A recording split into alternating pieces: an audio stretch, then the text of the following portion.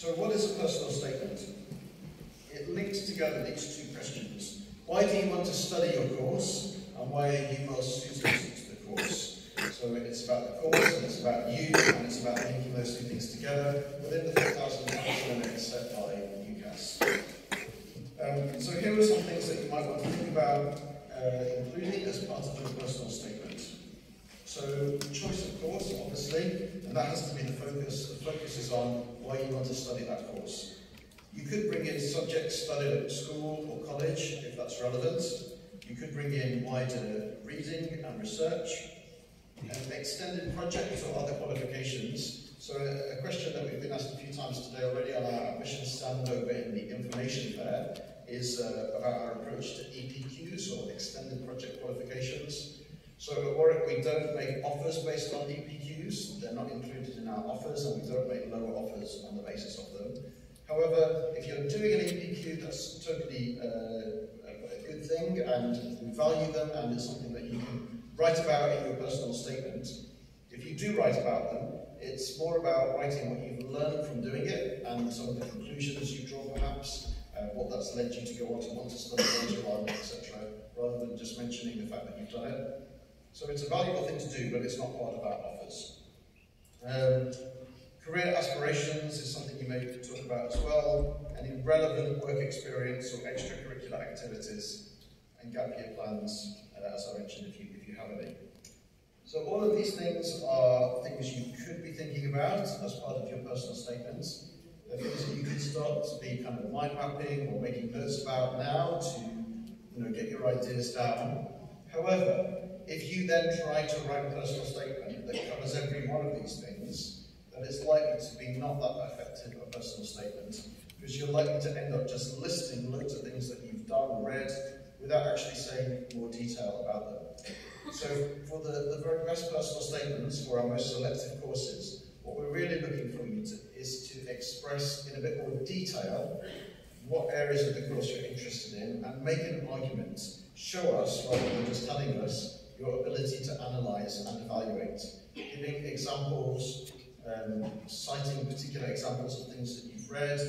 If you've read a book, maybe just focusing in on one chapter or one argument that was made in the book and saying what you agreed or disagreed with it, how it relates to something else that you've read, what further background checks or reading did you do to kind of substantiate or engage with that argument, and so on. So it's really about going into a bit more depth, and sometimes that could mean you have to kind of make the painful decision to cut out some hobby or interest that you might be quite passionate about, that might occupy you quite a bit, but not, if you can't kind of link it back to the subject, or write anything kind of insightful or interesting about it in relation to the subject that you're applying for, it might be something you have to leave out. So we're not looking for any one specific thing. If you've done work experience, great, write about it, but make sure you link it to the subject. If you haven't, that's also fine if you've got something else to write about, some wider reading that you've done, or some extracurricular activities that you're involved in. We want to show that you've got a breadth of interest, but breadth around the subject that you're applying for. That's the most important thing to make your personal statement stand out. So the personal statement should be primarily an academic discussion of the subject that you want to study. And it may be the only piece of reading that we see from you before you start studying, a piece of writing that we see from you before you start studying. So it's kind of like a mini essay, a mini academic essay, rather than a sort of general statement about your skills and other achievements. So wider reading. And by wider reading, again, we don't just mean going away to read a pile of books. It could also be listening to podcasts relating to that subject. It could be engaging with academics who are active on social media, who are tweeting links to their research or news articles about their research or things in their field. It could be those kind of things that we naturally do if we're interested in something, to follow something up, and then kind of going into it in a bit more depth and writing about that in some detail and giving your views about it within the personal statement. So again, wide engagement with the subject beyond the core kind of curriculum. You can bring in your current studies where that's relevant. You can bring in wider activities, again, as relevant, but just choose the ones that you've got something interesting to say about. Because we're not looking for what opportunities you've had, we're looking for what you've done with those opportunities, and that's the really kind of key thing. demonstrate your commitment to the subject, show critical evaluation, say what you agree or disagree with in the arguments that we've read.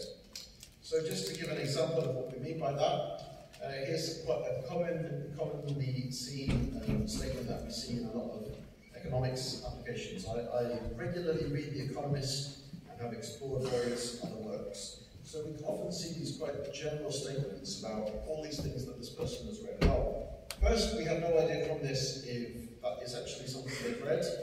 And secondly, we really want to see a little bit more detail and show that if you've read something, you've actually engaged with it, because that's what you're going to be doing at university. So something like this: wanting to better understand this topic, I decided to read this book, this challenged me to think differently about something, this led me to read something else, etc. So building that argument. And again, we realise it's not easy within just 4,000 characters, but that's the less is more thing again. It's selecting the most important things, because a strong personal statement is going to be more focused in detail on 3 or 4 areas rather than trying to cover lots of things very briefly. So here are some tips for personal statements. We're looking for a well-structured argument, a statement that is well-planned and proofread, and avoid just listing things, as I've said, just kind of mentioning this book, or this activity, just try to focus in on with more detail. Avoid humour or controversial statements. So, of course, we don't want your personal statement to just be something very generic and bland, as I've been saying. So, make an argument, but back it up, rather than just coming out with a sort of bold opening line that isn't leading anywhere.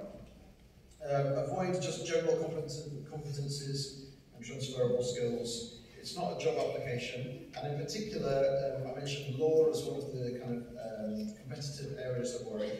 In our law applications, we're not just looking for details of why you want to work in law, but areas of law that are interesting to you from an academic perspective. So law in society, law as it works or doesn't work, law and politics, political issues in law. So ways in which the academic study of law is something that interests you and engages you. And if you have done law work experience, which is not required, but if you've done that, talking more about, did that experience give you some little insight into this area of the law rather than the sort of general kind of office skills that you picked up. So that's just a little tip about law. Avoiding just books that you've just read the blurb of or summarised. Avoid that sort of approach of one paragraph per school subject. So we know what is covered by the A-level curriculum or the IB curriculum or the different qualifications you may be doing. So you don't need to summarise that for us. It's more about picking out that one lesson that really stood out to you. You do a particular A-level and you've been in one particular class and it was really inspiring, and you sort of said, I really want to study more about that. You've gone away and you've read some things online, and then you've maybe found a book about it, and then so you're showing you've really got that level of engagement in the subject, rather than just sort of general description of what you do daily at school. And avoid plagiarism as well. It's picked up by the UCAS copycat software. We are all wrestling with the challenges of AI at the moment as well. UCAS, I believe, is going to be developing some guidelines about appropriate and inappropriate uses of AI in personal statements. But all I'd say for now is that as I don't believe that it can currently generate a really good personal statement that would stand out in our kind of selective process, because we are looking for that insight that's unique to you, to the things that you've done that then sort of you're able to bring out and expand on in the personal statement.